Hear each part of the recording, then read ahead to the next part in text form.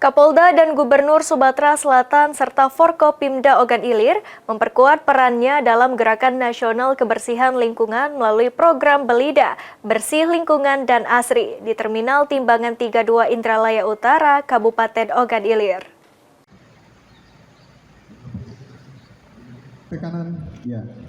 Bersama masyarakat sekitar, Kapolda Sumatera Selatan Irjen Pol Sandi Nugroho dan Gubernur Sumsel Herman Deru, Bupati Ogan Ilir Panca Wijaya Akbar, serta Forkopimda melakukan kegiatan sosial bersih-bersih di Terminal Timbangan 32 Indralaya Utara, Kabupaten Ogan Ilir.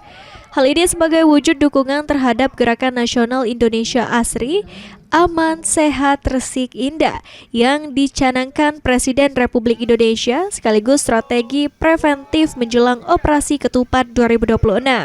Dalam kesempatan ini, Kapolda dan Gubernur Sumsel serta Forkopimda juga melakukan penutupan jalan berlobang. Melaksanakan gerakan Indonesia Asri di Sumatera Selatan, kita punya ciri khas tersendiri yaitu adanya ikan belida.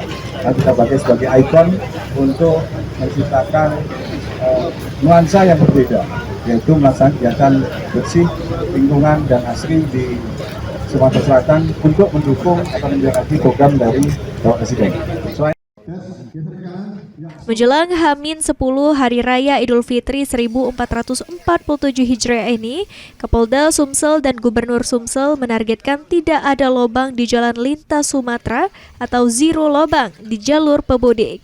Ahmad Romawi, PAL TV.